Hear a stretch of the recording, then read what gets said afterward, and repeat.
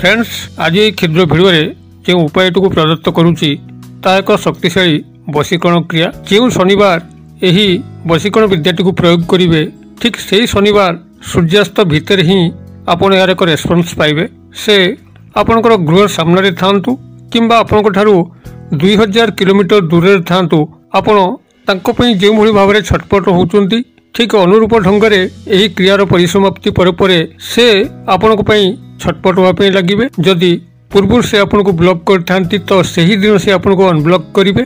Call messaging करी आपन साक्षात करेंगे किंबा जदि फोन नंबर आपन से जानी न था तेबे आपनकर देखा दर्शन करने विभिन्न प्रकार उपाय से कर बसवे। यही प्रचंड वशीकरण क्रियाटी को जेकोसी पुरुष व नारी तार प्रेम प्रेम जीवन को सफल करने व्यवहार कर शतकड़ा 100 सफल पाइबापी हेले आपन को प्रथमे यही वशीकरण क्रियार प्रकृत स्वरूपटी को बुझी नबार अच्छी। यही महा उपायटी को आपण शेयर करने पूर्व ये क्षुद्र निवेदन जो मैंने आज प्रथम बार करके चैनल पाद देती से चैनल कड़े थी लाल कलर सब्सक्राइब बटन क्लिक करी बेल आइकन क्लिक करी ऑल नोटिफिकेशन पर क्लिक करी चैनल टी को सब्सक्राइब कर तबे फ्रेंड्स एवं आसुन नजर पकेबा यही शक्तिशाली वशीकरण क्रियाटी को आम क्यों भाव में संपादन करवा। आपण मैंने जेकोसी शनिवार दिन मध्याह्न 12टा बेले यही क्रियाटी को संपादन करेंगे। अतएव शनिवार दिन मध्याह्न 12टा पूर्व यही केतोटी जिनस को संग्रह करने पड़ो।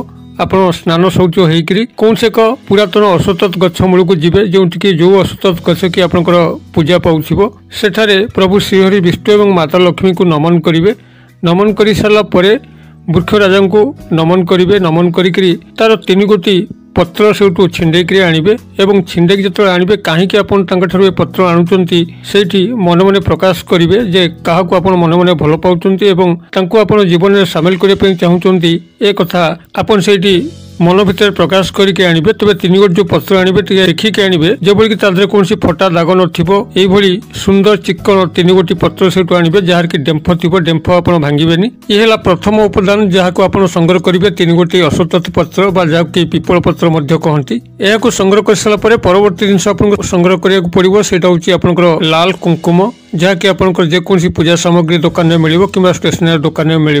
यार परवर्ती जिन आपको संग्रह करने पड़ो से आपंकर लाल एवं हलदिया रंगर मिशा जो व्रत फिता जहाँ कि से पूजा सामग्री दुकान में मिल आपन से संग्रह करेंगे। किंबा जदि ए व्रत फिता आप न पाती तेज साधारणतः आप जेकोसी लाल सूता आने चलो। यही भाव में आपको प्रथम एतिक जिनस को संग्रह करकोसी शनिवार दिन 12टा समय एक आसन पकईकी बसतु शुद्ध मन पवित्र मनरे आपण बसतु एवं यही क्रिया आपण जहाँ को सामिल करने चाहते तांको मन भितर बसतु। आपण जो 3 गोटी पत्र आणले 3 गोटी पत्र को प्रथमे गंगा जल धोई एवं ताको पोछिकी सुखई ता ऊपर आपण लिखिबे प्रथमे निजर ना ता तलकू तांकर ना एवं ता तलकू बसम माउथरे कहि दोची प्रथमे लिखिबे निजर ना ता तलकू तांकर ना एवं ता तलकू लिखिबे बसम ब तालबेश म हलंतु बसम। यही भाव में आप 3 गोटी पत्र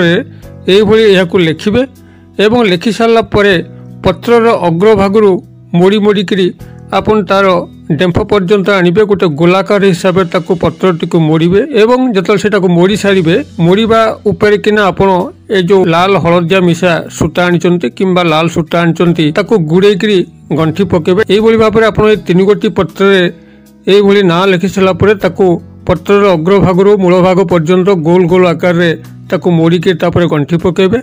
यार परवर्ती काम होची आपण जो 3 गोटी मोड़ा पत्र को निजर दक्षिण हस्त रखिकी आपण ये जो क्षुद्र मंत्र कहूची यह क्रमागत भाव में नॉनस्टॉप भाव में आपन को 5 मिनिट उच्चारित करिवार अछि। से आप मोबाइल अलार्म सेट करदे 5 मिनिट केवल मानस उच्चारण करिवार अछि एवं यही समय आपण संपृक्त पुरुष व नारी जहाँ को आप वशीकरण क्रिया सामिल करचंती तांको आपणकर अंतस्थ चक्षुरे देखि जिबार अछि जेभली भाव में से आपण सामने अच्छी एवं आपण तांको सह वार्तालाप करचंती यही भली तांको सामने पाइला भली आपण तांको अंत मनरे बसिबार अच्छी संपूर्ण भाव में एकाग्रता आपणकर सेठी ठूल करिबार अच्छी तांको यही भली भाव में अंतस्थ चक्षुरे देखि सारा पर आपण यही क्षुद्र मंत्र को ଅନବରତ ନନଷ୍ଟପ୍ 5 ମିନିଟ୍ ପାଇଁ ମାନସ ଉଚ୍ଚାରଣ କରିବେ ଏବଂ ହାତରେ ସେଇଭଳି ଭାବରେ 3 ଗୋଟି ମୋଡ଼ା ପତ୍ରକୁ ଯାହାକି ସୂତାରେ ବନ୍ଧା ହେଇ ତାକୁ ରଖିଥିବେ। ଆପଣଙ୍କର এই ক্ষুদ্র মন্ত্রটি এইভাবে রহব অমুকং সম্মোহনম স্বাহা অমুকং সম্মোহনম স্বাহা অমুকং স্থাନରେ ଆପଣ ସମ୍ପୃକ୍ତ ପୁରୁଷ ବା ନାରୀଙ୍କର ନାମ ନେବେ। ଧରାଯାଉ ଆପଣ ଯାହାକୁ ଏ ବଶୀକରଣ କ୍ରିୟାରେ ସାମିଲ କରିଛନ୍ତି ତାଙ୍କ ନାଁ ହେଉଛି ରାଧା। ତ ଆପଣ ଏଇଠି ମନ୍ତ୍ରକୁ ଏଇଭଳି ଭାବରେ ନନଷ୍ଟପ୍ 5 ମିନିଟ୍ ପାଇଁ ମାନସ ଉଚ୍ଚାରଣ କରିବେ ରାଧାଂ ସମ୍ମୋହନମ ସ୍ୱାହା। ଏଇଭଳି ଭାବରେ ଆପଣ ସେଠି ନନଷ୍ଟପ୍ ଏହି ମନ୍ତ୍ରକୁ 5 ମିନିଟ୍ ପାଇଁ ଉଚ୍ଚାରଣ କରିବେ ଏବଂ ଯେତେବେଳେ ଆପଣଙ୍କର 5 ମିନିଟ୍ କମ୍ପ୍ଲିଟ୍ ହେବ ସେତେବେଳେ ଆପଣ ସେଇଠୁ ତତ୍କାଳ ଛିଡ଼ା ହେଇଯିବେ। ସେଇ ଛିଡ଼ା ହେବା ଅବସ୍ଥାରେ ଆପଣଙ୍କର ଦକ୍ଷିଣ ହସ୍ତରେ ଯେଉଁ 3 ଗୋଟି ପତ୍ର ମୋଡ଼ା ହେଇକରି ଅଛି ତା ଉପରକୁ ଚାହିଁକରି ଆପଣଙ୍କର 3 ଥର ଫୁଙ୍କ ମାରିବେ। ଫୁଙ୍କ ମାରି ସାରିଲା ପରେ ଏହି ଯେଉଁ ମୋଡ଼ା ପତ୍ର ଏ ମୋଡ଼ା ପତ୍ରରୁ ପ୍ରଥମ ମୋଡ଼ା ପତ୍ରଟିକୁ ନେଇକି ଆପଣଙ୍କର ପାଖରେ ଥିବା ଯେକୌଣସି ଗୋଟେ ଚଉଛକି ଜାଗା ଯେଉଁଠିକି ଆପଣଙ୍କର ଛକ ଥିବ ଚାରିଆଡ଼କୁ ରାସ୍ତା ଥିବ ସେହି ସ୍ଥାନରେ ରଖିଦେବେ ଏବଂ ଆଉ ଗୋଟିଏ ମୋଡ଼ା ପତ୍ରକୁ ନେଇକି ଆପଣଙ୍କର ଜଳାଶୟ ସେ ଆପଣଙ୍କର ନଦୀ ପୋଖରୀ ନାଳ ଯାହା ମଧ୍ୟ ହେଉ ଜଳାଶୟରେ ଫିଙ୍ଗିଦେବେ ଏବଂ ଆଉ ଗୋଟିଏ ମୋଡ଼ା ପତ୍ର ଯେଉଁ ରହିଲା ତାକୁ ନେଇ ସମ୍ପୃକ୍ତ ଯେଉଁ ବୃକ୍ଷରୁ ଆପଣ ଏ 3 ଗୋଟି ଅଶ୍ୱତଥ ପତ୍ରକୁ ସଂଗ୍ରହ କରିଥିଲେ ତାରି ମୂଳରେ ପୋତି ଦେଇକି ଆସିବେ। ବାସ୍ ଏହାପରେ ଆପଣ ଘରକୁ ଆସିବେ, ଗୋଡ଼ ହାତ ଧୋଇଦେବେ, ମୁହଁ ଧୋଇଦେବେ ଏବଂ ନିଜର କର୍ମକ୍ଷେତ୍ରରେ ବାହାରିଯିବେ। ଆପଣମାନଙ୍କର କ୍ରିୟାଟି ଏଉଠୁ ସମାପନ ଘଟିଲା। ପରବର୍ତ୍ତୀ କ୍ରିୟା ଯାହା ହେବ ସେ ଆପଣଙ୍କର ବଶୀକରଣ ଶକ୍ତି କରିବ ଏବଂ ସମ୍ପୃକ୍ତ ବ୍ୟକ୍ତି ଯାହାକୁ ଆପଣ ଏ ବଶୀକରଣ ବିଦ୍ୟାର ପ୍ରୟୋଗ କଲେ ତାଙ୍କ ପାଖରେ ଘଟିବ। ସେ ଆଦୌ ସମ୍ଭାଳି ହୋଇପାରିବେ ନାହିଁ। ଆପଣଙ୍କର ଏ କ୍ରିୟାର ପରିସମାପ୍ତି ପରେ ତାଙ୍କ ଭିତରେ ଏକ ସ୍ୱତନ୍ତ୍ର ଆନ୍ଦୋଳନ ଘଟିବା ପାଇଁ ଲାଗିବ। ଯଦି ସେ ଆପଣଙ୍କୁ ପୂର୍ବରୁ ବ୍ଲକ୍ କରି ରଖିଥାନ୍ତି ତ ସାଙ୍ଗେ ସାଙ୍ଗେ ସେଦିନ ଅନବ୍ଲକ୍ କରିବେ, କଲ୍ ମେସେଜିଂ କରିବେ ଏବଂ ଆପଣଙ୍କୁ ଦେଖା କରିବେ। କିମ୍ବା ଯଦି ସେ ଆପଣଙ୍କ ନମ୍ବର ନ ଜାଣିଥାନ୍ତି ତେବେ ବିଭିନ୍ନ ପ୍ରକାର ଆଳ ଖୋଜିବେ କେଉଁ ବାଟେ ସେ ଆପଣଙ୍କୁ ଦେଖା କରିବେ। ଅତ୍ୟନ୍ତ ପ୍ରଚଣ୍ଡ ବଶୀକରଣ କ୍ରିୟା। କେବଳ ଏହାକୁ ସଠିକ୍ ଭାବରେ ବୁଝିକରି ଆପଣମାନେ ପ୍ରୟୋଗ କଲେ ଏକାଥରେ ହିଁ ଆପଣଙ୍କର ନିଜର ଲାଇଫ୍ ପାର୍ଟନରକୁ ପାଇପାରିବେ। ତେବେ ସବୁଠାରୁ ଗୁରୁତ୍ୱପୂର୍ଣ୍ଣ କଥା ହେଉଛି ଆପଣ ତାଙ୍କର ଅନ୍ତରସ୍ଥ ଧ୍ୟାନ କରିବା, ସେଇଭଳି ଗଭୀରତାର ସହ ଧ୍ୟାନ କରିବାର ଅଛି ଏବଂ କୌଣସି 5 ମିନିଟ୍ ଭିତରେ ଗୋଟେ ସେକେଣ୍ଡ ପାଇଁ ମଧ୍ୟ ବିଚଳିତ ହେବାର ନାହିଁ। ଯେଉଁମାନଙ୍କର ଏକାଗ୍ରତାର ସ୍ତର ଯେତେ ସର୍ବାଧିକ ହେବ ସେଇମାନେ ଏହି ବିଦ୍ୟାରେ ସେତେ ପାରଙ୍ଗମ ହେବେ। ଅତএବ ପ୍ରଥମେ ଆପଣଙ୍କର ଏକାଗ୍ରତାକୁ ପ୍ରାକ୍ଟିସ୍ କରନ୍ତୁ ଯାଦ୍ୱାରା କୌଣସି ମତେ ଆପଣ ବିଚଳିତ ହେବେ ନାହିଁ କିମ୍ବା ଏହି ସମ୍ମୋହନ ବଶୀକରଣ କ୍ରିୟାରୁ ଆପଣମାନେ ବିଫଳ ହେବେ ନାହିଁ। ଆପଣମାନେ ଏହି କ୍ରିୟାଟିକୁ ଯେକୌଣସି ଶନିବାର କରିସାରିଲା ପରେ ଗୋଟେ ଶନିବାର ପର୍ଯ୍ୟନ୍ତ ଧୈର୍ଯ୍ୟର ସହ ଅପେକ୍ଷା କରିବେ। ଆପଣଙ୍କର ପ୍ରଥମତଃ ସେହି ଦିନ ସୂର୍ଯ୍ୟାସ୍ତ ଭିତରେ ହିଁ ଏହାର ରେଜଲ୍ଟ ମିଳେ। ଯଦି ଆପଣଙ୍କର ସେଇଭଳି ଏକାଗ୍ରତା ନଥିବ, ସେଇଭଳି କମଜୋର ହିସାବରେ ଆପଣମାନେ କ୍ରିୟାଟିକୁ ସମ୍ପାଦନ କରୁଥିବେ ତ କିଛି ଦିନ ଅପେକ୍ଷା କରନ୍ତୁ।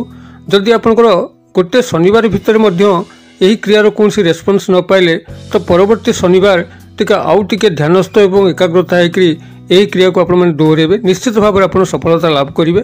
ମୁଁ ଆଶା କରେ ଦର୍ଶକ ବନ୍ଧୁ ଆପଣମାନେ ଭିଡ଼ିଓଟି ନିଶ୍ଚିତ ଭାବରେ ବୁଝିପାରିଥିବେ। ଯଦି ମୁଁ ଆପଣଙ୍କୁ ସଠିକ୍ ଭାବରେ ବୁଝାଇ ପାରିଛି ଏବଂ ଆପଣ ବୁଝିପାରିଛନ୍ତି ତେବେ ହୃଦୟରୁ ନିଶ୍ଚିତ ଭାବରେ ଏହାକୁ ଲାଇକ୍ କରିକି ସାଙ୍ଗସାଥି ମହଲରେ ସେୟାର କରନ୍ତୁ, ଯେଭଳିକି ଏହି ମହାନ ସନ୍ଦେଶଟି କେଉଁ ବ୍ୟକ୍ତିର ମୁଖରେ ଟିକେ ହସ ଫୁଟାଇବ ଏବଂ ସେ ବାବଦ ଆପଣଙ୍କୁ ଈଶ୍ୱରଙ୍କର କଲ୍ୟାଣ ପ୍ରାପ୍ତ ହେବ। ଭିଡ଼ିଓର ଏହି କ୍ଷୁଦ୍ର ପରିସର ମଧ୍ୟରୁ ମୋତେ ଏଇଠି ବିଦାୟ ଦିଅନ୍ତୁ। ପୁଣି ଆପଣମାନଙ୍କ ସହ ଦେଖା ହେବ ଏଇଭଳି ଏକ ଶିକ୍ଷଣୀୟ ଭିଡ଼ିଓରେ। ସେ ପର୍ଯ୍ୟନ୍ତ ଦର୍ଶକ ବନ୍ଧୁ ଆପଣମାନେ ସମସ୍ତେ ମଙ୍ଗଳମୟଙ୍କ କୃପାରୁ ଭଲରେ ଥାନ୍ତୁ। ରହୁଛି।